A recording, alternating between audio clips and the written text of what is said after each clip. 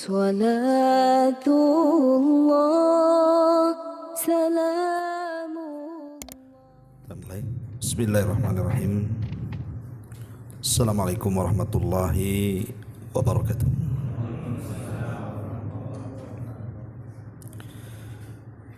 Alhamdulillah wassalatu wassalamu ala Rasulillah wa ala alihi wa sahbihi wa mawalah wa la hawla wa la quwwata illa billahi wa ba'du. Alhamdulillah, di malam ini kita kembali duduk untuk mengkaji tafsir dari Al-Quranul Karim, dan kita masuk pada surat baru, surah Al-Mutaffifin.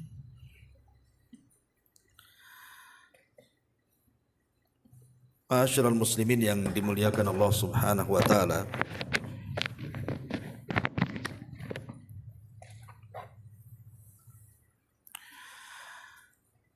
surah Al-Mutaffifin ini adalah surah yang berbicara soal kecurangan dalam muamalah. Karena arti mutaffif sendiri artinya mengurangi takaran ataupun timbangan dalam jual beli. Baik, kita baca ayatnya dulu baru kita jelaskan. A'udzubillahi minasyaitonirrajim. Bismillahirrahmanirrahim. Wailun lil mutaffifin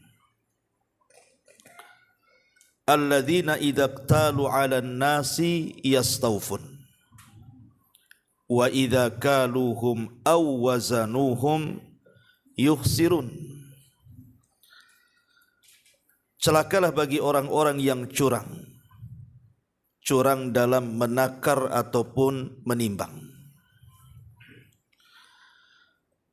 Orang-orang yang apabila menerima takaran dari orang lain, maka mereka pun minta dipenuhi takarannya. Tapi sebaliknya, apabila mereka menakar ataupun menimbang untuk orang lain, maka mereka justru menguranginya. Ma'asyiral muslimin yang dimuliakan Allah Subhanahu wa taala, Al-Allamah Ibnul Arabi beliau mengatakan, al-mutaffifuna humul ladzina yunkisuna al-mikyala wal mizan. Jadi mutaffif itu artinya orang yang mengurangi takaran dan timbangan. Dan ini masuk pada pencurian dan juga masuk pada pengkhianatan. Karena dengan mengurang takaran berarti dia mengambil sesuatu, berarti dia mencuri. Dengan tidak amanah ketika meletakkan sesuatu berarti dia khianat. Berarti mutaffif ini jatuh kepada pencurian dan pengkhianatan.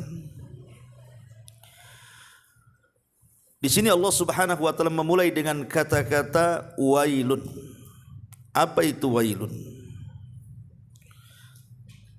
Sebagian para ulama mengatakan bahwa makna wailun adalah wadin fi jahannam. Dia sebuah lembah yang ada di neraka jahannam. Lau suyyarat fihi jibalud dunya ladabat min syiddati harrihi. Kalau seandainya gunung-gunung di dunia ini ditenggelamkan ke dalam lembah jahannam itu, maka akan mencair karena saking panasnya lembah itu. Itulah wail. Sebagian ulama tafsir mengatakan bahwa wailun juga memiliki kedalaman, artinya lembah jahanam itu memiliki kedalaman yang tidak ada yang tahu kecuali Allah.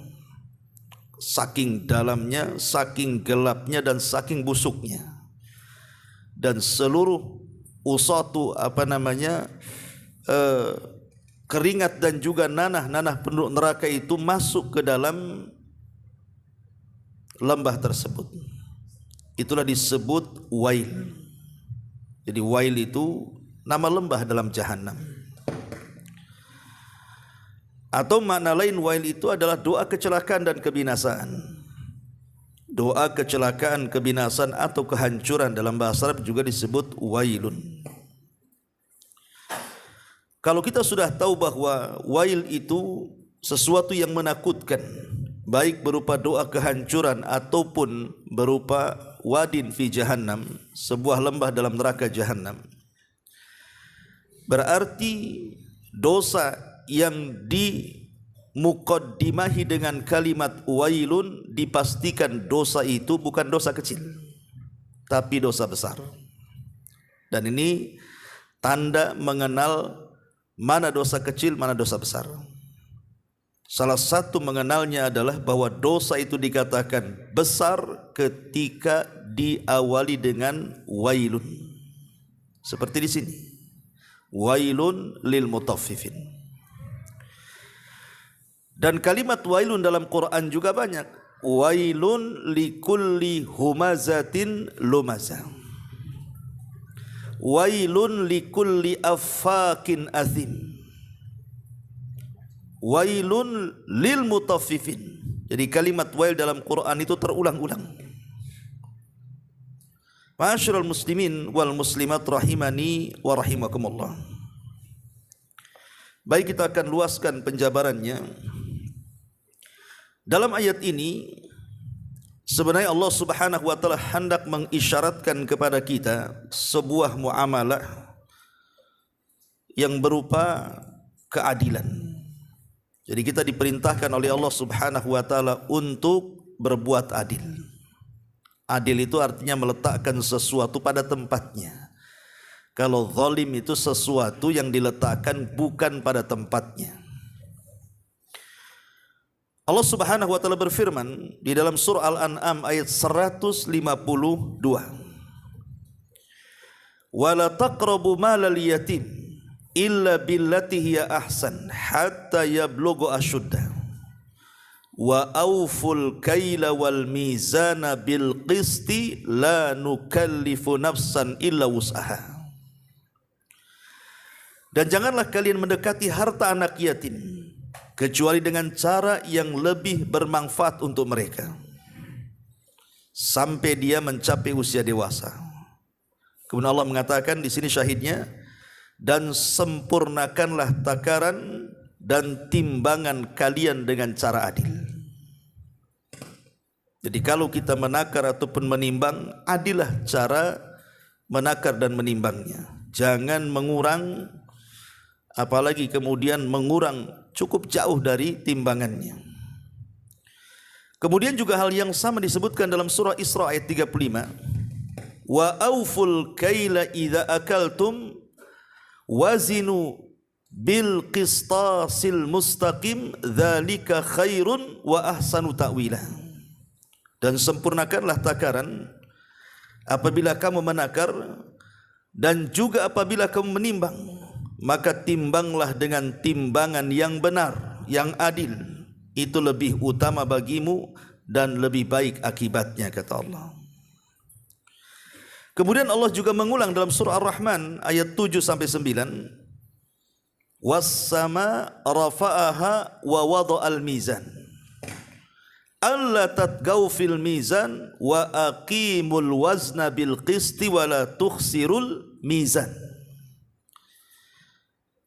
Dan Allah telah meninggikan langit dan dia meletakkan keadilannya, neraca keadilannya, supaya kamu jangan melampaui batas terhadap neraca itu. Dan tegakkanlah timbangan itu dengan adil, dan janganlah kamu mengurangi timbangan tersebut. Lah, ayat-ayat ini menunjukkan bahwa kita disuruh untuk jujur dalam menimbang. Tentu nanti kita akan jelaskan mutaffif ini bukan hanya sekedar dalam jual beli saja, tapi akan merambah ke semua lini dalam kehidupan kita. baik muamalah suami istri, baik muamalah soal pekerja dengan bosnya dan begitu seterusnya, sampai kepada tingkat ibadah. Mutaffif ini akan ada di situ. Makanya dosa tatfif ini bahaya sekali. Di dalam Al-Quranul Karim, Allah Subhanahu wa ta'ala menyebutkan tentang bahaya tatfif ini di banyak ayat dalam Quran. Bukan hanya dalam mutaffifin saja yang kita sedang bahas ini. Seperti Allah Subhanahu wa ta'ala menyebutkan dalam surah Hud ayat 85 ketika menjelaskan tentang kisah Nabi Syuaib yang mendakwahi kaumnya Madian. Apa kata Syuaib? Ya qaumi awful mikyala wal mizana bil qisti wala tabkhasun nasa asya'ahum wala ta'thaw fil ardi mufsidin. Wahai kaumku, sempurnakan takaran dan timbangan kalian dengan cara adil, dan jangan suka merugikan manusia, dan jangan sampai kalian melakukan kerusakan di permukaan bumi. Dari surah Hud 50 atau 85 ini menunjukkan bahwa dosa tatfif, mengurang-urang ini termasuk kategori orang yang sedang melakukan kerusakan di bumi. Itu berdasarkan surah Hud ayat 85. Dan dalam surah Ar-Rahman yang tadi kita baca, orang yang suka mengurang-urang itu termasuk orang-orang yang tughyan, orang yang melampaui batas. Wala tatghaw fil mizan. Tatghaw itu artinya melampaui batas, zalim. Ya. Artinya orang yang suka mengurang-urang itu hakikatnya dia telah melakukan kezaliman dan telah melampaui batas. Dan banyak lagi ayat-ayat dalam Al-Quran. Adapun dalam hadis Nabi SAW, Nabi SAW pernah mengatakan kepada orang-orang Ansar, orang-orang Muhajirin. Kata Nabi SAW wasiat kepada orang-orang Muhajirin itu, salah satunya adalah ketika Rasul mengatakan, ya ma'syaral muhajirin khamsun idzabtulitum bihinna wa a'udzu billahi an tudrikuhun. Wahai orang-orang Muhajirin, ingat 5 perkara, jangan sampai menimpa kalian. Kalau menimpa kalian, aku berlindung kepada Allah, jangan sampai menimpa kalian. Salah satunya Rasul mengatakan, walam yungkisul mikyala wal mizan illa ukhidu bisinin wa syiddatil maunati wa jawri sultani alaihim. Tidaklah sebuah kaum mulai mengurang-urang takaran, mengurang-urang timbangan, kecuali mereka akan diazab dengan 3 azab. Pertama, ditimpakan paceklik kepada mereka. Yang kedua, ditimpakan sulitnya ekonomi kepada mereka. Dan yang ketiga, dikuasakan para pemimpin yang zalim kepada mereka. Dan 3-tiganya ada di negeri kita ini. Paceklik, lihat di Jawa itu kalau sudah musim kering, tidak hujan tuh, kering kelontang tuh. Cari air sampai jauh sekali. Kemudian susah ekonomi, sudah kita saksikan bagaimana susahnya orang cari kerja. Kemudian dikuasakan pemimpin yang zalim, lihat para pemimpin kita. Lah jangan-jangan kemudian 3 azab ini yang sampai kepada kita itu karena dosa yang kita lakukan. Salah satunya karena kita suka mengurang-urang tadi. Mengurang-urang takaran, mengurang-urang timbangan, mengurang-urang hak dan kewajiban, dan begitu seterusnya. Ini satu hadis dari Nabi SAW. Kemudian Nabi SAW juga bersabda dalam hadis Jabir bin Abdullah radhiyallahu an, Nabi khusus menasihati orang-orang yang mereka berkecimpung dengan jual beli dengan cara menakar dan menimbang. Apa kata Rasul? Innakum qad wallaitum amran fihi halakatil umamus sabiqatu qablakum. Jadi ketika Nabi melihat ada para pedagang yang mereka berdagang mungkin bahan pokok yang ditimbang dan yang ditakar itu, kata Rasul, sesungguhnya kalian telah dikuasakan satu perkara yang perkara itu terkadang menghancurkan umat sebelum kalian. Maksudnya umat siapa? Umat Nabi Syuaib. Itulah umat pertama kali yang curang dalam jual beli. Makanya Rasul mengisyaratkan seperti itu. Kemudian Nabi SAW juga mengatakan kepada, atau dari Jabir juga, idza wazantum farjihu. Kalau kalian menakar, maka takarlah dengan cara yang baik, dengan cara yang adil. Ma'asyiral muslimin yang dimuliakan Allah Azza wa Jalla, kalau kita melihat asbab nuzul, sebab turunnya surah Al-Mutaffifin ini diceritakan oleh Ibnu Abbas radhiyallahu anhuma. Jadi ketika Nabi SAW hijrah dari Mekah ke Madinah, kita tahu bahwa perekonomian kota Madinah siapa yang menguasai? Yahudi. Yahudi punya pasar namanya pasar Bani Kunaiko. Itu pasar sentral, pasar induk lah kalau kita katakan.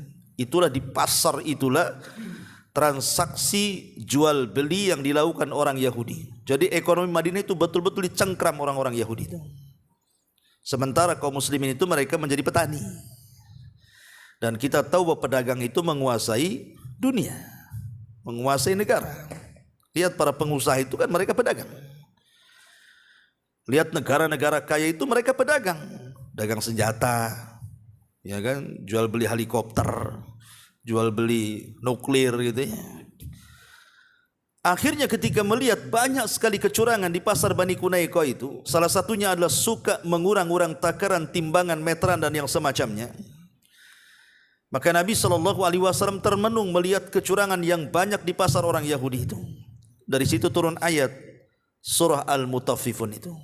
Wailun lil mutaffifin alladzina idza iktalu 'alan nas yastawfun wa idza kaluhum aw wazanuhum yuhsirun. Celaka atau lembah jahanam bagi orang-orang yang mutaffif itu. Siapa mutaffif itu? Kalau dia menjadi penjual, maka dia berusaha untuk mengurangi. Tapi kalau posisinya pembeli, berusaha minta ditambah. Itulah mutaffif namanya. Jadi turunnya surah Mutaffif itu karena melihat banyak kecurangan yang terjadi di pasar orang-orang Yahudi. Makanya Nabi SAW ingin merubah perekonomian Madinah. Ketika orang-orang Ansar menawarkan kepada para sahabat Rasul tentang sebagian kebun mereka untuk dikelola orang-orang Muhajirin, maka Nabi SAW meminta kepada para sahabat untuk tidak menerima semuanya. Artinya jangan sampai semua sahabat Muhajirin itu mereka terlibat dalam dunia pertanian. Kenapa demikian? Karena kita tahu orang Mekah itu jago dagang. Orang-orang Mekah itu dikenal jago dagang kan gitu ya. Bahkan dunia perdagangan itu mengalir di urat-urat mereka. Sampai Allah Subhanahu wa taala turunkan surat khusus kepada orang-orang Mekah karena mereka jago dagang itu. Apa suratnya? Li ila fi Quraisyin ila fihim rihlatash syita'i was-saif. Ini surat ini menceritakan tentang kepiawaian dagangnya penduduk Mekah tuh. Mereka punya rihlah perjalanan dagang ke Yaman dan ke Syam di musim dingin dan musim panas tuh. Rihlatash syita musim dingin, was-saif dan musim panas. Kalau musim dingin dia ke Yaman, kalau musim panas ke Syam, ke Palestina sana. Jadi Nabi SAW tidak menghendaki para sahabat terlibat dalam semua perkebunan yang dilakukan orang-orang Ansar, karena Rasul berpikir jauh ke depan. Kalau semua terlibat dalam perkebunan, ekonomi dipegang Yahudi. Makanya Rasul meminta orang-orang yang jago dagang itu jangan terlibat dalam dunia perkebunan, dunia pertanian. Betul, akhirnya Nabi SAW merencanakan sesuatu, membuat pasar di samping pasarnya Bani Kunaiko. Ketika Rasul membuat pasar, sempat diobrak-abrik pasarnya tuh oleh orang-orang Yahudi. Tapi Nabi SAW tidak pernah putus asa. Dia betul-betul buat lagi pasarnya di samping persis pasarnya orang Yahudi. Kemudian Nabi SAW membuat aturan-aturan Islam di situ yang memudahkan bagi para pedagang dan yang memudahkan bagi para pembeli. Tidak ada curang-curang di situ. Bahkan Rasul melarang tidak boleh mengambil upah sewa. Siapapun yang datang duluan, maka dialah dapat setannya di situ. Kalau kita kan tidak, di pasar sudah ada setannya masing-masing kan. Di zaman Rasul siapa duluan di situ, ya dia dapat tuh. Kalau kita yang pagi-pagi di situ, di tempat orang diusir antum. Kalau zaman sekarang bahkan dikutip bayaran lagi. Ya. Zaman Rasul tidak.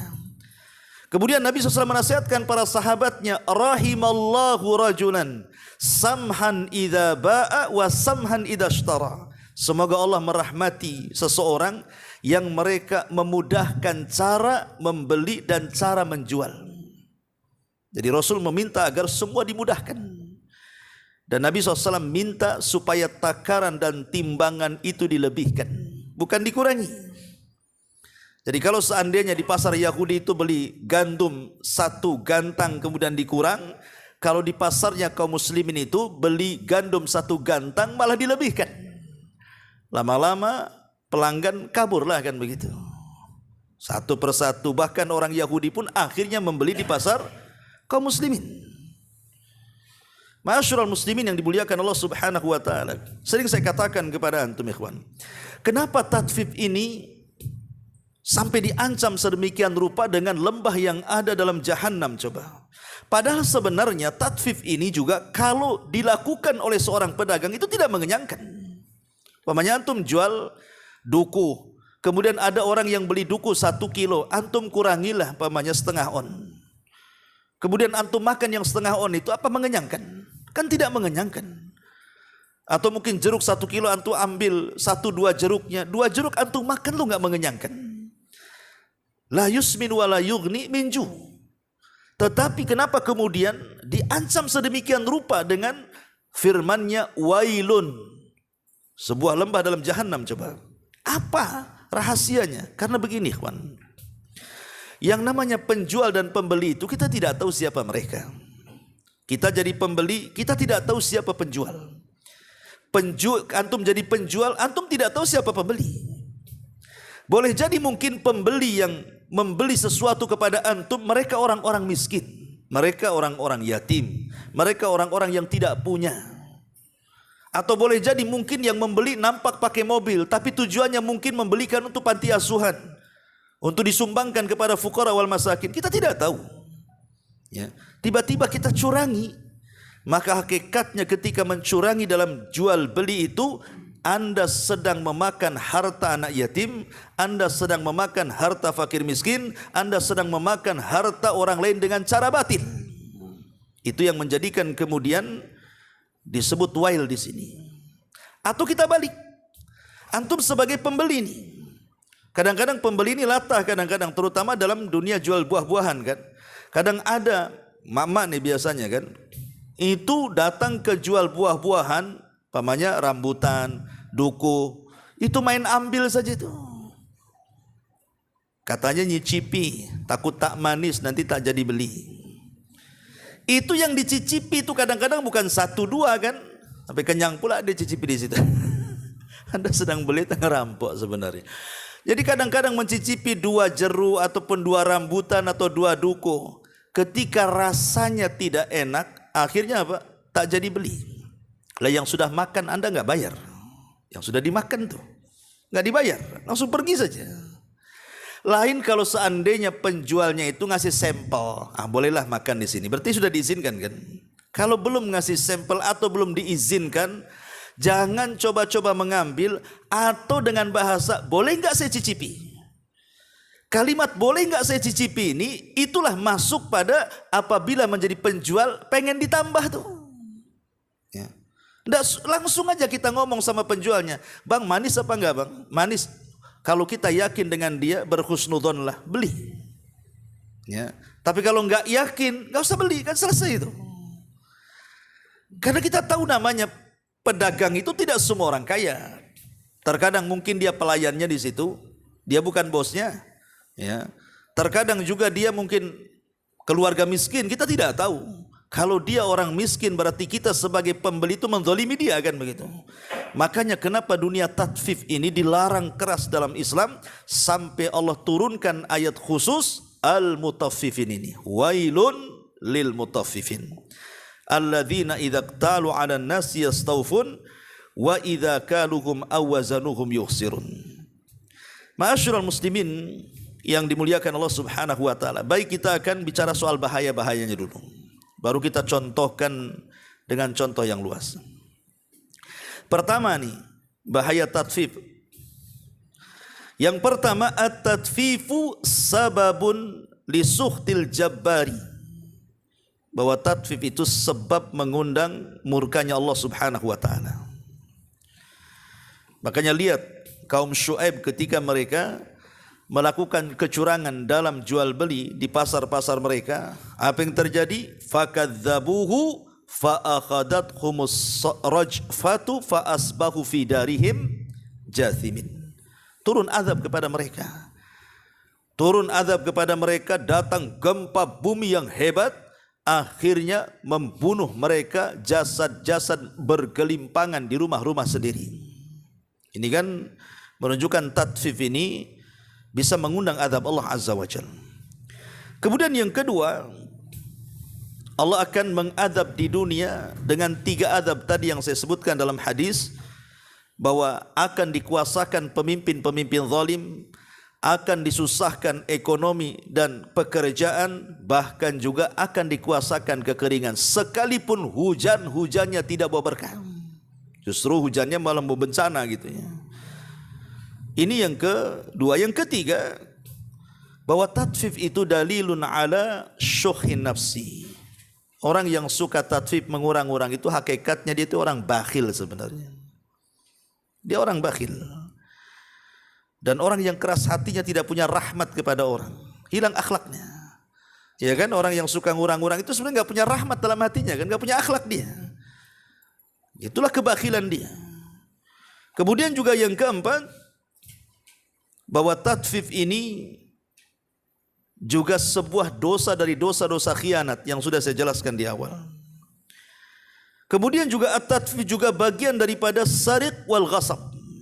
Dia masuk dalam dunia pencurian dan juga dunia ghasab.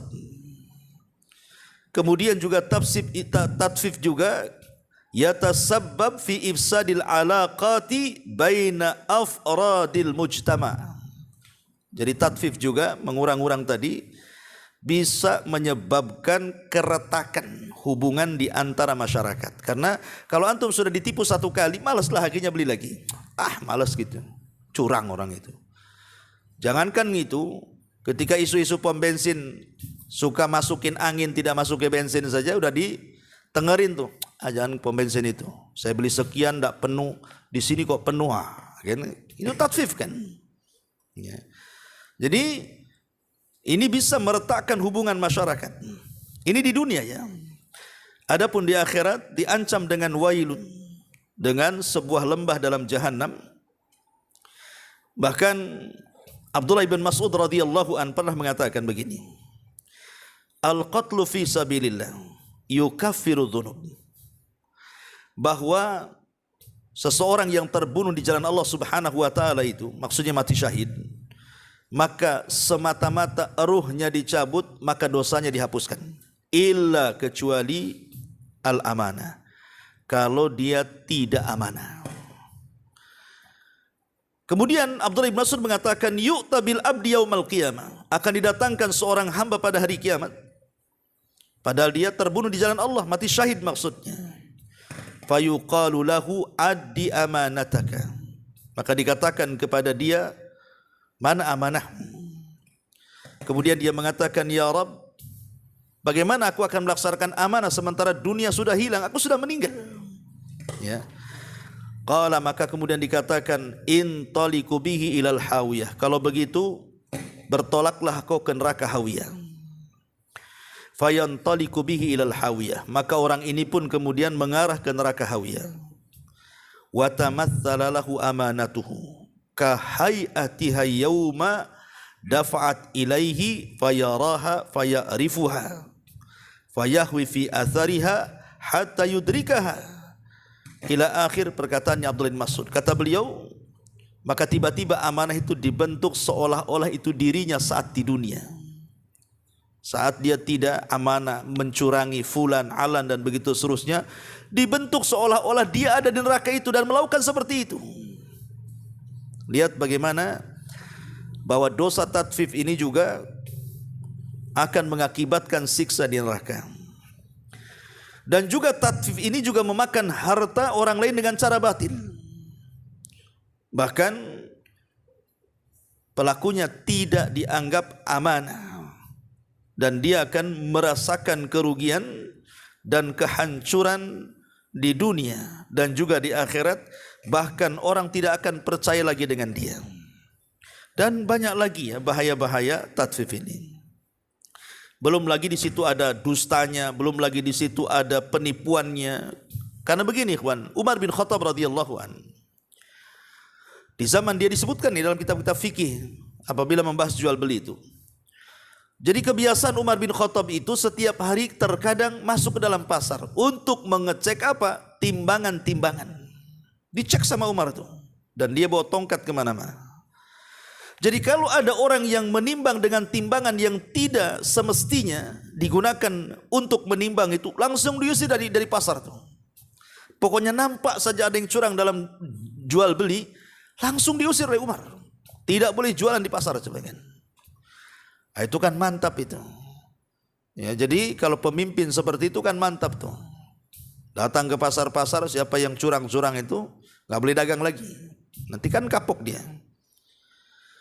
Bahkan di zaman Nabi SAW sendiri ada penjual gandum. Di zaman Rasul itu ada penjual gandum.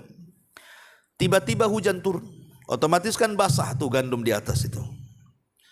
Karena basah gandumnya, akhirnya dicarikan gandum yang kering, kemudian ditutup di atasnya. Jadi di tengahnya basah, di atasnya kering. Kenapa ditutup dengan yang kering? Sebab kalau ditimbang yang kering campur dengan yang basah itu otomatis akan memberatkan timbangan. Ya kan? Curangnya di situ.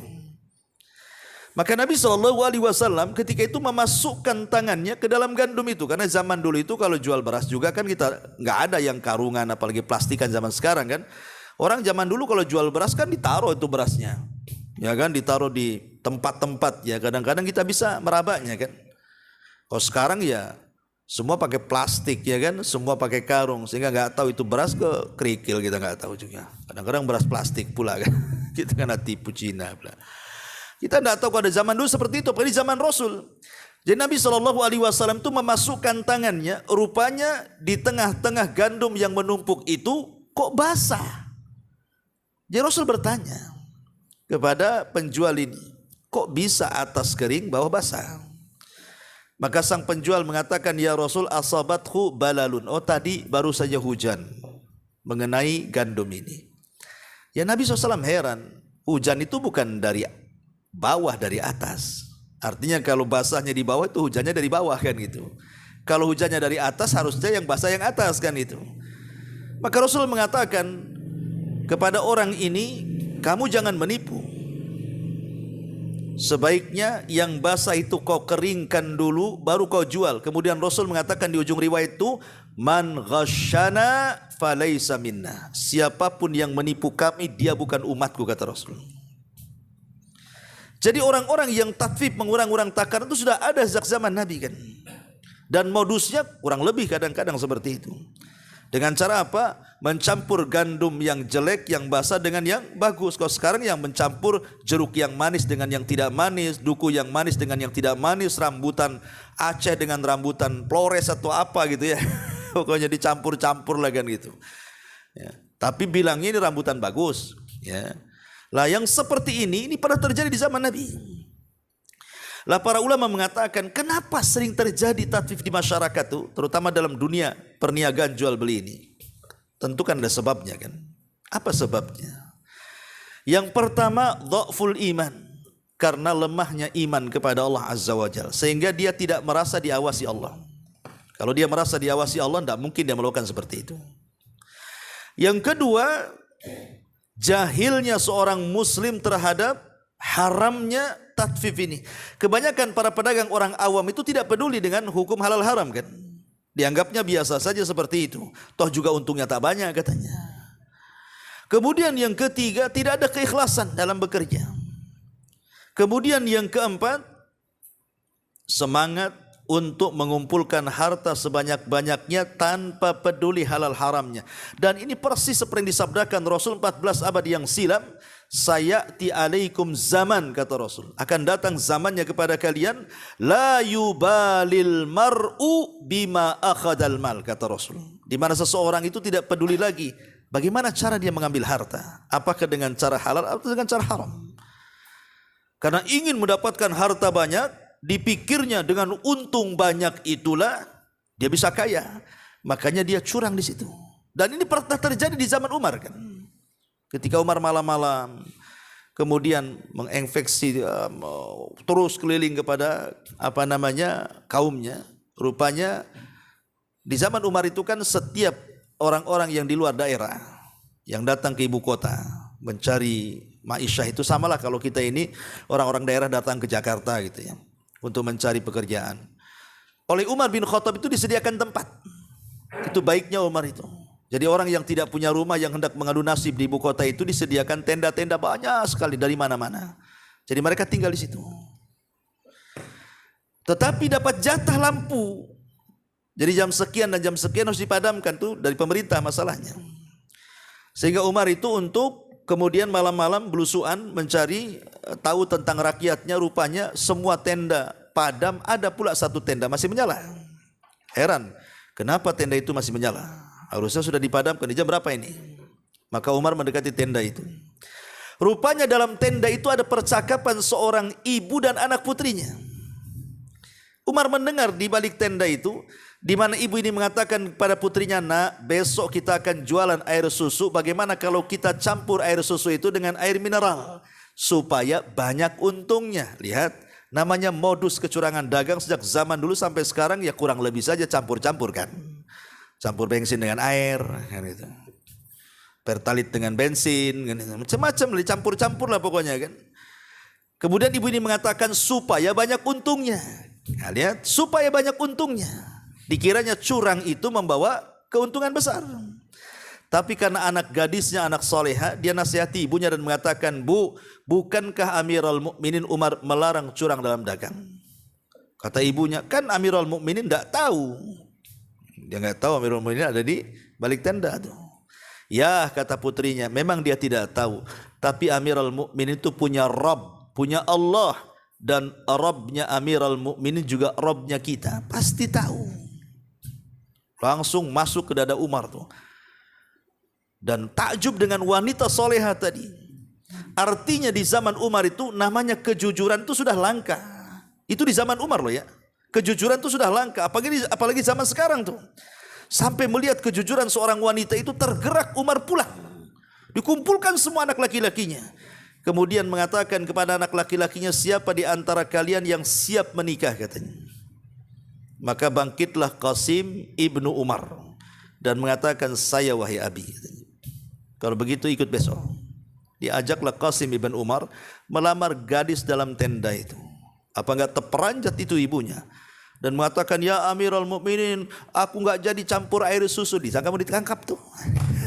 Disangka mau ditangkap. Kata Umar, "Tidak, aku tidak akan menangkapmu. Aku tertarik dengan anak gadismu. Kulamar anak gadismu untuk anak laki-lakiku." Qasim ibnu Umar. Nikah akhirnya. Dari pernikahan Qasim ibnu Umar dengan wanita solehah yang jujur tadi, Allah berikan keturunan seorang wanita namanya Laila. Dari perut Laila inilah lahir seorang pemimpin yang adil dunia, Umar bin Abdul Aziz. Lihat bahwa keberkahan dalam hidup itu melahirkan keturunan yang saleh. Taib masyarul muslimin yang dimuliakan Allah Azza wa Jalla. Jadi kenapa sampai terjadi tatfif? Salah satunya tadi karena terbayang ingin kaya. Kemudian yang kelima, ada mutatbikil ahkam. Karena tidak mempraktikkan hukum-hukum dalam Islam ini. Kebanyakan di pasar-pasar itu sudah nggak peduli. Harusnya seorang pedagang itu sebelum jadi pedagang pelajari dulu kan hukum jual beli itu. Baru dia dagang. Sekarang terbalik, dagang dulu, udah kaya baru ngaji. Udah banyak makan harta orang baru cari hukumnya. Halal ke haram ini katanya. Ya. Kemudian yang nomor 6, muraqabatu asdiqa'is su'i, murafaqatu asdiqa'is su, karena ya teman-temannya ya curang ya ikut curang akhirnya. Itu penyebabnya karena teman-teman yang curang. Si anu aja curang, masa saya nggak bisa katanya. Akhirnya ikut temannya. Kemudian juga yang nomor 7, tarbiyatu ghaira as-salimah. Tarbiyah yang tidak baik kepada keturunan kita. Ketika bapaknya seorang pedagang curang, malah diajarkan pula kecurangannya kepada anak-anaknya. Akhirnya ya keluarga curang lah. Dan yang lebih parah lagi, adamur ridha birizkillah wa adamul qanaah. Karena belum merasa ridha dengan rizki Allah dan belum menerima pemberian Allah. Sebenarnya ikhwan, kalau kita ini mau ridha dengan pemberian Allah, daganglah dengan cara jujur. Ya. Toh juga mau curang bagaimanapun, rizki kita sudah dicatat loh di Lauhil Mahfud. Kalau memang dapatnya sekian, Anda mau curang pun tetap dapat sekian. Apa yang mau dicurangkan sebenarnya? Anda maling, Anda mau jual beli dengan cara halal, toh di Lauhil Mahfuz lah sudah dicatat. Bahkan ketika kita dalam janin perut ibu kita saja, malaikat sudah dicatat rizki kamu sekian. Udah ada jatahnya. Lah kalau semua rizki sudah dijatah, lalu buat apa kemudian curang? Seperti yang terjadi kepada seorang pengemis yang datang kepada Amirul Mukminin Ali radhiyallahu an. Kemudian Ali menjanjikan akan memberikan uang 400 dirham. Tunggu ya, saya punya uang 400 dirham, saya akan ambil. Akhirnya Ali masuk ke rumah, dicari-cari, lupa dia letak atau di mana 400 dirham itu. Akhirnya sang pengemis ini merasa jangan-jangan Ali ini hanya ngomong aja nih. Jengkel dia, pergi, sebelum pergi dicuri pula pelana kudanya Ali itu. Setelah jauh mencuri pelana kuda, rupanya yang 400 dirham itu ketemu. Kemudian dia keluar, rupanya sang pengemis sudah enggak ada. Yang ada pembantunya melapor kepada Ali dan mengatakan, wahai Amirul Mukminin, wahai Tuan, pelana kuda kita dicuri orang, katanya. Kata Ali radhiyallahu anhu, ya sudah, saya punya uang 400 dirham. Tadinya saya akan kasih pengemis, cuman dia pergi masalahnya. Nih ambil 400, kau cari pelana baru di pasar, katanya. Berangkat pembantunya Ali ingin membeli pelana yang dicuri itu. Rupanya sampai di pasar ada orang jual pelana. Akhirnya ditawar-tawar dapat juga 400 itu. Pulang dia. Ketika dia menghadap Ali radhiyallahu anhu mengatakan, ya Amirul Mukminin, ya Tuan, ini pelana sudah saya dapat, harganya 400. Ali bingung, ini kan pelana kita, katanya. Kau enggak dengar ya ciri-cirinya? Ini pelana kita ini.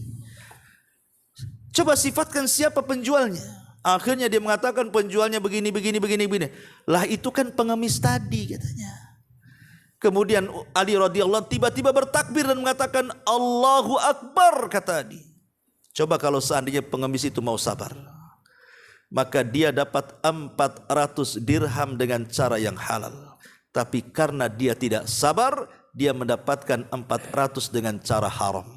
Sama-sama 400. Ya kan? Yang satu halal, yang satu haram kan? Artinya rizki lah sudah dicatat. Lalu buat apa curang? Kalau memang sudah dicatat di Lauhil Mahfuz itu karena ketidakredhaan dengan pemberian Allah dan tidak qanaah di situ. Yang lebih parah lagi karena tidak mengingat kematian dan akhirat. Makanya para ulama salaf itu, ikhwan, kalau mereka melihat timbangan, antum tahu timbangan itu, selalu menangis. Ada sebagian para ulama salaf itu kalau melihat timbangan atau takaran itu menangis. Apa sebabnya? Karena dia teringat dengan timbangan kelak pada hari kiamat dan takaran pada hari kiamat, bahwa siapapun yang mengurangi timbangan di dunia, maka dia akan kurang timbangannya di akhirat. Siapapun yang mengurangi takarannya di dunia, maka dia akan dikurang takaran di akhirat. Karena kita ini akan mati, dan setelah mati kita akan dibangkitkan. Dan setelah dibangkitkan kita akan dihisab, dan setelah dihisab kita akan diletakkan timbangan di situ.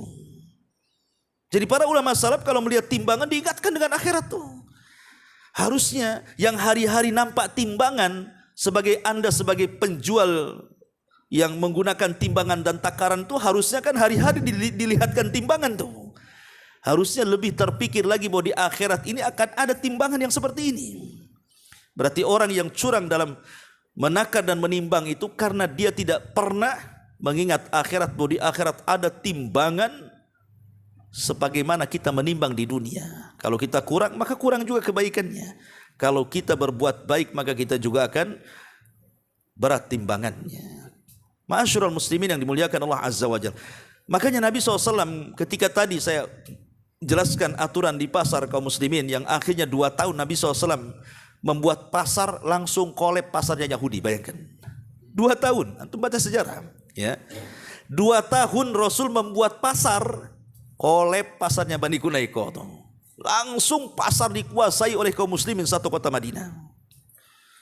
Ya, karena Nabi SAW mengajarkan bukan hanya sekedar jual beli, tapi di balik jual beli itu ada jual beli dengan Allah Subhanahu wa taala. Di mana jual beli dengan Allah itu tidak akan rugi. Kalau jual beli dengan manusia kadang-kala untung, kadang-kala rugi, tapi jual beli dengan Allah tidak pernah ada ruginya. Dengan cara apa? Kalau antum pamannya jadi penjual, pamannya antum jual kain nih 1 meter, antum tambah pamannya 1 senti. Ini pembeli tidak tahu kalau antum tambah 1 senti. Berarti antum sedang shadaqatu sir, sedekah yang tidak ada yang tahu kecuali antum dengan Allah. Dan Rasul mengatakan shadaqatu sir tudfi'u ghadaba rabb, bahwa sedekah yang disembunyikan itu bisa memadamkan kemurkaan Allah. Dan Rasul mengatakan ma naqasa min malis sadaqah, tidak mungkin berkurang harta yang disedekahkan, justru akan mendatangkan keuntungan. Itu yang tidak dipahami para pedagang sebenarnya. Kalau dia mau sedekah walaupun sedikit dan tidak ada yang tahu kecuali dia dengan Allah, hakikatnya mau berkah tuh dagangannya tuh. Kalau semua para pedagang yakin dengan seperti ini, oh berkah tuh pasar itu. Tapi pasar di zaman sekarang ya tahulah antum, karena antum juga korban atau antum juga pelaku, Allah walam. Yang jelas memang seperti itu memang pasar kaum muslimin di zaman sekarang. Ma'asyiral muslimin yang dimuliakan Allah Subhanahu wa taala. Lah masalahnya ikhwan, contoh-contoh tatfif ini kan banyak dalam jual beli. Contoh umpamanya di masyarakatnya. Ada orang membeli emas ke toko emas. Anggaplah beli kalung atau beli gelang atau beli cincin sekian gram. Cash, kasih duit, pulang dia. Qadarullah kemudian sampai di rumah, tiba-tiba ada musibah yang membutuhkan uang. Akhirnya terpaksalah kemudian emas itu dijual lagi pada hari yang sama ke toko yang sama. Apa yang terjadi? Kata penjaga toko, oh beda harga jual dengan harga beli. Kurang ajar nggak tahu? Itulah tatfif namanya. Oh hari itu juga dia beli emas, hari itu juga dijual ke toko emas yang sama. Apa kata penjualnya? Harga jual dengan harga beli beda. Ya kalau bedanya hanya sedikit saja, ini bedanya kadang-kadang langit bumi, kawan. Ini tatfif namanya. Ini banyak terjadi seperti ini. Ya kan, banyak kan terjadi seperti ini. Ya juga bukan jual beli emas saja. Umpamanya antum dealer motor, baru beli motor cash, tiba-tiba dijual ke antum lagi, harganya lebih murah. Apakah tatfif itu? Kecuali kalau udah pakai lama kan gitu ya. Ini contoh dalam jual beli. Ya. Kalau yang curang-curang itu antum sudah di YouTube lah nampak kan itu ya. Itu yang mengurang takaran, mengurang timbangan, mengurang meteran, curang-curang itu sudah ma'ruf di masyarakat kan. Bahkan saya masih kecil-kecil itu saya lihat di pasar-pasar itu banyak diganjal tuh sama kardus tuh biasanya timbangannya itu. Nah sekarang ini terkadang timbangan bukan timbangan kayak orang dulu, tapi sekarang sudah timbangannya sudah elektrik kan. Taruh keluar angkanya. Saya pernah lihat beli buah itu, ini masih jalan tuh angka nih, belum pas gitu ya, udah diambil pas 1 kilo bang katanya. Kita diam aja kan itu. Ini kan terjadi seperti ini, ya. Atau kadang-kadang dia kurang nih, mungkin kurang berapa gitu kan. Itu kadang-kadang main digenapkan aja harganya tuh. Kalau yang digenapkan timbangannya mantap, ini enggak, harganya yang digenapkan sementara barangnya itu tidak genap. Ini tatfif namanya. Jadi banyak di masyarakat yang seperti itu dalam jual beli. Dan ikhwatu fillah muliakan Allah Azza wa Jalla, tatfif ini sekali lagi bukan hanya mencakup jual beli saja, tapi juga mencakup ke masalah ibadah dan muamalah. Contoh masalah ibadah. Ya. Terkadang kalau kita ini membeli sesuatu untuk kebutuhan kita nih, terkadang kita tidak terpikir kan, berapapun kalau antum memerlukan sesuatu, butuh dengan sesuatu, barang sesuatu, pasti main beli. Ada orang-orang yang seperti itu. Pokoknya kalau sudah punya keinginan ingin beli ini, main beli. Enggak peduli mau uang berapa saja. Itu karena kepentingan pribadi. Tapi coba kalau kepentingan Allah Subhanahu wa taala, bersedekah umpamanya. Terkadang kita mikir ketika bersedekah itu kan. Terkadang ada barang-barang disedekahkan itu yang kita saja tidak mau pakai, orang lain pula suruh pakai. Umpamanya ada orang yang menginfakkan pakaian lah. Pakaian ini sudah buruk-buruk, ya, sudah tidak layak pakai sebenarnya. Diinfakkan dia yang seandainya dia suruh pakai pun tak mau. Nah, ini kan tatfif namanya. Lah kalau urusan pribadi makan sak makan-makannya ke restoran manapun, berapa bang? 1,5 juta, main bayar. Kenapa? Ini mantap makannya, bisa diulang, bisa ini, enak nih. Ketika ada orang yang betul-betul berhajat, mungkin tetangga kekurangan, butuh makan, ya kadang-kadang kasih aja lah 1 bungkus nasi padang, cukup lah tuh katanya. Ini kan sebenarnya kan masuk juga pada dunia tatfif seperti ini. Ya. Ataupun umpamanya solatnya. Terkadang kalau seseorang itu menghadap mungkin pejabat tertentu di negeri kita kan, entah bupati, entah wali kota, mungkin entah menteri, entah apa, yang di situ ada wartawan atau kadang-kadang kita ini kalau menghadap mereka itu ya tak mungkin juga pakaian asal-asalan ya kawan. Pasti pakaian yang bagus, apalagi disorot kamera pasti ngomongnya juga hati-hati kan itu ya. Gayanya santun, pokoknya betul-betul dibuat pencitraan lah antum di hadapan pejabat itu. Tapi ketika datang waktu sholat, kemudian antum menghadap Allah Subhanahu wa taala, lebih parah lagi. Kadang-kadang enggak peduli dengan pakaian pun tak peduli. Dengan gerakan pun tak peduli. Dengan bacaan pun enggak peduli. Main cepat aja kayak ayam lapar dikasih beras. Lah ini kan tatfif namanya kan. Ketika berhadapan dengan manusia kok bisa dia setelannya luar biasa, berhadapan dengan Robnya manusia kok tidak seperti itu. Atau dia lebih daripada itu. Ini tatfif dalam ibadah namanya kan. Atau namanya contoh yang lain yang mudah puasa. Ada orang-orang itu yang mungkin penampilannya ingin bagus, terutama kaum hawa kan. Kadang-kadang kalau diet itu bisa dia diet. Bisa dia lapar-lapar. Tapi datang Senin Kamis tak bisa pula dia puasa. Tapi kalau untuk penampilannya, dia bisa diet itu. Sampai bukan hanya siang malam pun tak makan. Ya. Supaya kurus itu, giliran sudah puasa tak mau. Nah ini kan aneh, ini tatfif juga dalam ibadah namanya. Atau umpamanya contoh haji lah.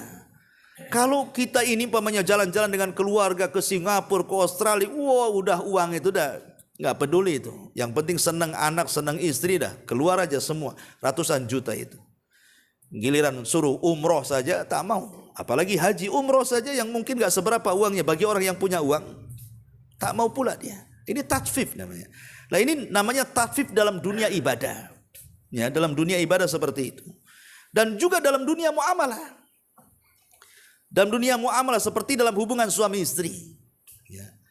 Ketika kemudian istri banyak menuntut kepada suaminya, nuntut nafkah seperti itu kan tiap bulannya harus ada. Ada yang dimakan, ada yang diminum dan yang lainnya.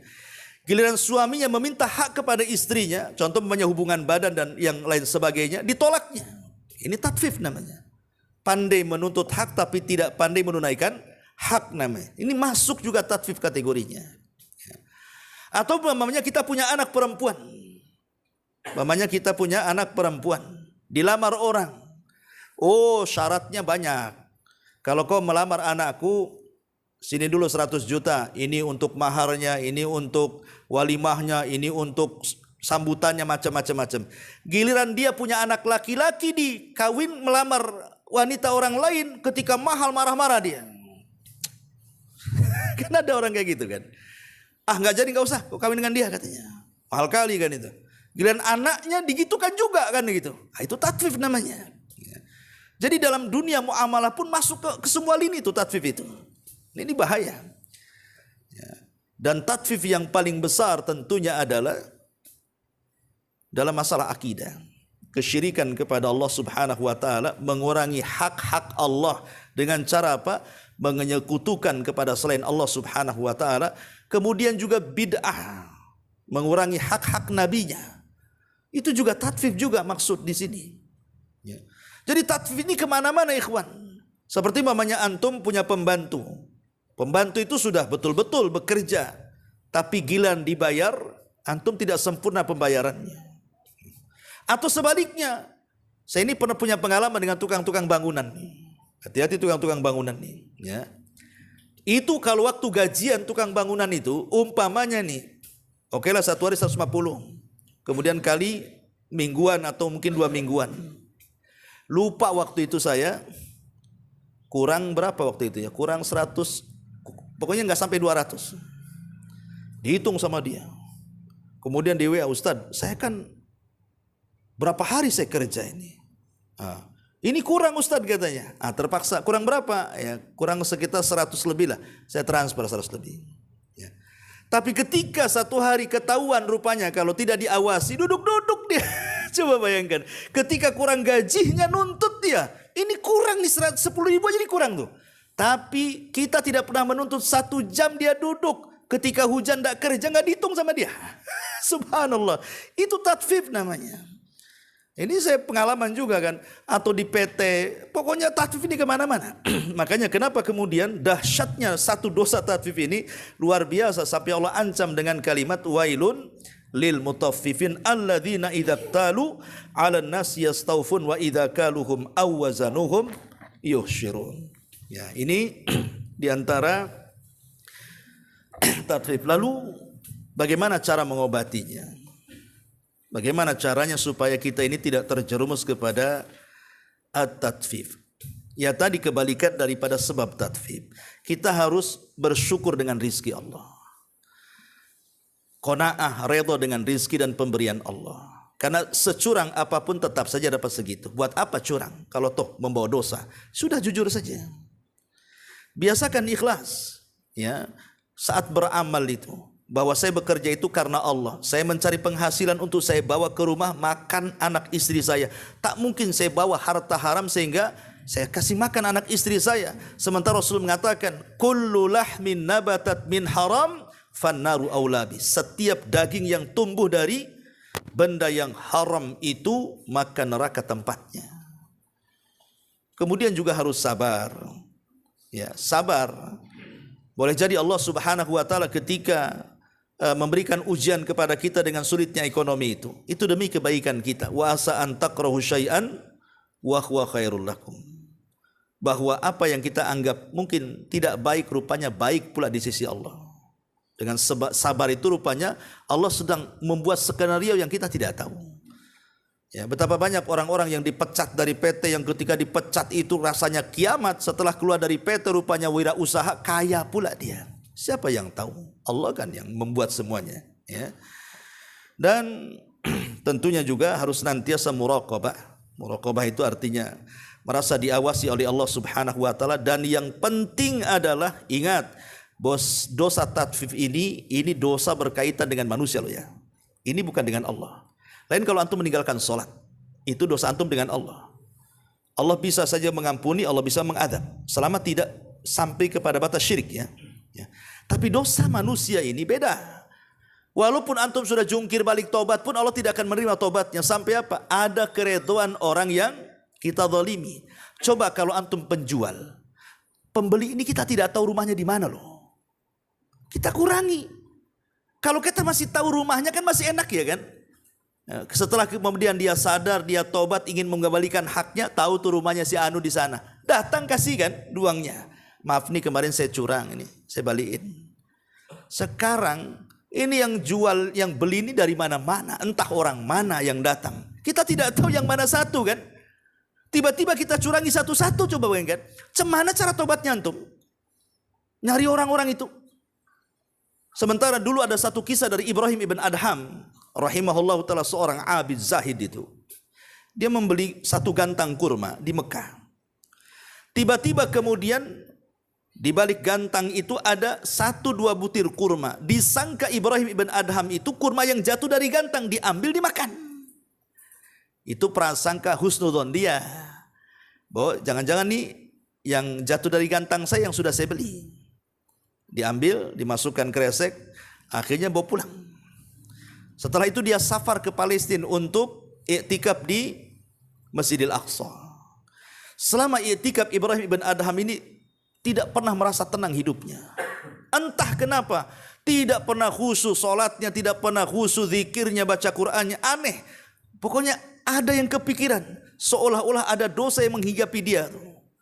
Jadi dia pikir, apalah dosa saya ini kok sampai mempengaruhi ibadah gitu. Rupanya dia teringat dengan 2 butir kurma. Ketika 2 butir kurma diingat, langsung dia dari Palestina berangkat ke Mekah mencari penjualnya itu. Hanya gara-gara 2 butir itu. Kemudian setelah datang ke pedagangnya, lain pula yang menjual. Dulu orang tua, sekarang anak muda. Kemudian Ibrahim bertanya kepada anak muda ini, mana bapak yang jualan kurma dulu? Kata anak muda ini, sudah tidak ada, sudah meninggal katanya. Menangislah Ibrahim bin Adham. Gimana caranya mengembalikan 2 butir kurma itu? Kemudian Ibrahim bertanya, siapa kamu? Saya ini anaknya yang meneruskan usaha bapaknya. Alhamdulillah, kata Ibrahim bin Adham. Kalau begitu saya ceritakan nih, mau cerita waktu dia beli kurma. Jadi dia minta keikhlasan kepada anaknya ini. Hanya 2 butir kurma itu. Kata anaknya, wahai fulan, anak dari orang tua saya bukan saya saja. Saya sih bisa saja mengikhlaskan, tapi anaknya banyak di mana-mana. Ada di sana, di sana, di sana, di sana. Tapi karena punya keinginan bertobat, Ibrahim bin Adham dicari semua anaknya, ikhwan. Daripada dia susah nanti di akhirat dituntut oleh orang-orang yang pernah diambil haknya, lebih baik dia lelah di dunia untuk mencari dan mengembalikan haknya. Itulah Ibrahim bin Adham. Jadi di sini bahwa cara tobatnya, ingat bahwa kita nanti akan bangkrut pada hari kiamat. Takutnya kalau kita mengambil hak orang lain dengan cara tatfif itu, kita termasuk orang-orang yang masuk dalam sabda Rasul, atadruna mal muflisu hadhil ummah. Tahukah kamu siapa orang bangkrut dari umat ini? Rupanya orang yang membawa pahala banyak di hadapan Allah, di sisi lain juga membawa dosa yang banyak. Maksudnya dosa dengan manusia, mengambil hak orang lain, dan begitu seterusnya. Ya, intinya merasa diawasi. Ingat jangan sampai kita ini bangkrut. Kemudian berdoalah kepada Allah Subhanahu wa taala dengan doa yang dianjurkan Nabi SAW, Allahumma kfina bihalalika an haramik. Ya Allah, cukupkan yang halal saja, jauhi yang haram dari kita, dan yakinlah bahwa rizki Allah itu tidak akan kemana. Wallahu a'lam bishawab. Ini diantara muqaddimah surah Al-Mutaffifin. Kita sampai ke 3 ayat aja. InsyaAllah kita minggu depan kita lanjutkan. Taib sampai di sini.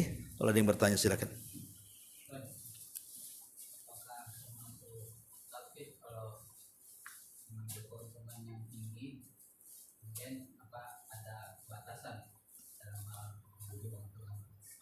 Iya, dalam jual beli mengambil keuntungan tinggi menjadi khilaf para ulama. Ada yang mengatakan melarang, tidak boleh. Tetapi mengambil keuntungan itulah sewajarnya, karena ini ya melampau, bisa mendolimi orang. Tapi sebenarnya para ulama tidak ada masalah selama barangnya laku. Karena dalam jual beli itu beda dengan riba. Ahallallahu al-bai'a wa harrama riba.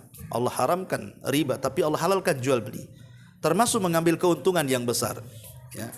Tapi masalahnya siapa yang mau beli kalau untungnya besar? Pemanya harga motor jelek gitu kan, yang harganya 5 juta antum jual 10 juta, ini siapa yang mau beli kan? Kecuali antum tipu di situ. Kalau unsur tipu-tipunya iyalah. Ya. Tapi kalau memang ala kadarnya, orang pun mikir juga lah kalau seandainya mau membeli dengan keuntungan itu. Kecuali tadi antum itu membuat 2 harga. Itu yang jadi khilaf itu ketika antum membuat 2 harga. Antum jual nasi Padang atau nasi Jawa atau nasi apa. Kalau yang beli bawa mobil karena di pinggir jalan kan, antum prank aja lah harganya. Kan itu. Harga 10.000 antum main tarik 300.000. Tapi kalau orang lokal udah tahu harganya. Ya kan? Kasih 10.000 aja. Ini yang jadi khilaf tentang barang yang dijadikan 2 harga. Syekh Albani rahimahullahu taala menganggap itu riba. Menganggap itu riba. Kenapa? Kalau satu barang 2 harga itu, ya, yang satu cash sekian, yang kredit sekian umpamanya kan. Syekh Albani mengatakan, umpamanya saya contohkan ini handphone saya, ya. Saya jual kalau saya cash saya kasih antum 500. Tapi kalau tidak cash saya kasih 1 juta. Otomatis ada lebihan 500 kan. Lah 500 itu dianggap jaminan. Jaminan karena antum mengkredit. Sementara dalam kaidah walaupun hadisnya dhaif tetapi menjadi ijma kesepakatan para ulama, kullu qardin jarran naf'an fahuwa riba. Setiap barang jaminan kalau diambil manfaatnya maka itu bagian daripada riba. Jadi ada yang mengatakan riba seperti Syalbani mengatakan riba. Tapi jumhur ulama mengatakan tidak. Mayoritas para ulama mengatakan tidak.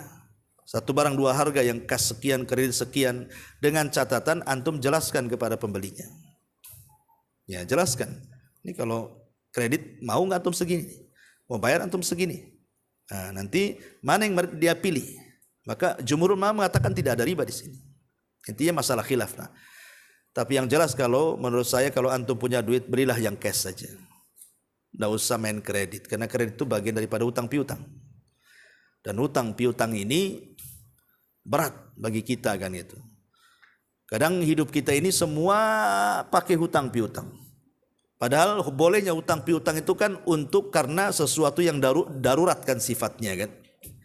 Tapi enggak, sekarang ini bukan sifat darurat, yang sifatnya mukamilat, yang hanya menyempurnakan hidup saja.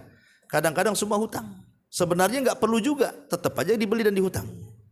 Dengan cara kredit kan. Mulai dari rumah kredit, motor kredit, spring bed kredit, kompor gas kredit, kulkas kredit. Intinya tuh sebenarnya antum hidup di dalam kredit tuh sebenarnya. Antum aja nggak dikreditkan. Ya. Nah ini kan masalah. Ini kan kalau orang sudah masuk dalam dunia hutang piutang ini, memang sulit keluar dari situ. Coba lihat. Saya kemarin, tadi saya lihat berita. Ada orang yang ngerukyah di mana itu? Di jembatan. Apa yang mau dirukyah? Karena banyak orang yang terlilit pinjol, judi online. Akhirnya kemudian banyak utang, banyak bunuh diri.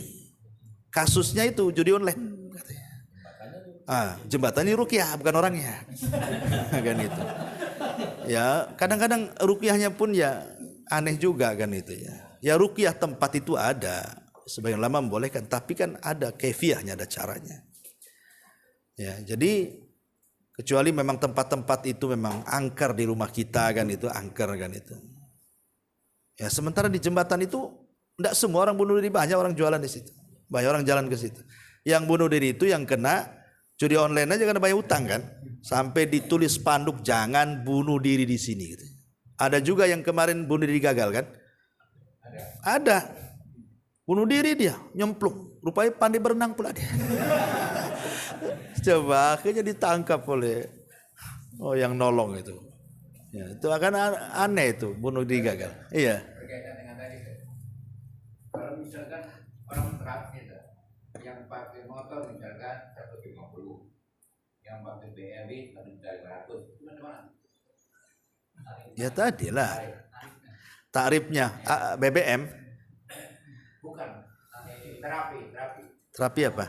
Ya, anggaplah misalkan aku putus lah apalah istilahnya. Oh. Ya sama lah dengan cara tadi untuk jual nasi itu. Ini yang datang ini namanya berduit nih, antum prank aja lah. 300 kan itu satu bungkus. Ini orang lokal, janganlah ketahuan nanti. Ya sebaiknya itu dalam usaha itu ya samakan saja. Samakan saja sih kalau menurut saya itu ikhtiyatnya. Walaupun tadi kalau kita melihat kepada fatwanya Syalbani dan juga pendapat jumhur ulama kan berselisih di situ tentang dua harga kan. Ada yang mengatakan riba, ada yang mengatakan tidak riba kan itu. Ya, tapi kalau seandainya ingin selamatnya ya cari yang selamat sajalah. Samakan aja harganya supaya tidak masuk pada perselisihan ulama gitu maksudnya. Tapi kalau antum yakin pendapat jumhur yang kuat ya tidak apa-apa. Tapi jangan mengambil rukhsahnya para ulama untuk keuntungan. Ya. Wallahu a'lam. Ada itu dibahas dalam fikih. Ya, batasan-batasan sekian persen itu ada. Ya, tapi boleh juga umpamanya mengambil untung rata-rata di atas pasar nggak apa-apa. Ada berpendapat seperti itu, tapi ada juga yang melarang. Itu masalah khilaf fikih saja. Dan kalau masalah fikih itu kan khilaf wasi ya, maksudnya khilaf yang luas. Kita tidak bisa juga menekan pendapat satu dan menyalahkan pendapat yang lain kalau sudah urusan fikih ini. Wallahu a'lam. Baik, subhanakallah bihamdika, asyhadu an la ilaha illa anta astaghfiruka wa atubu ilaik. Allahu ta'ala alam. Assalamualaikum warahmatullahi wabarakatuh.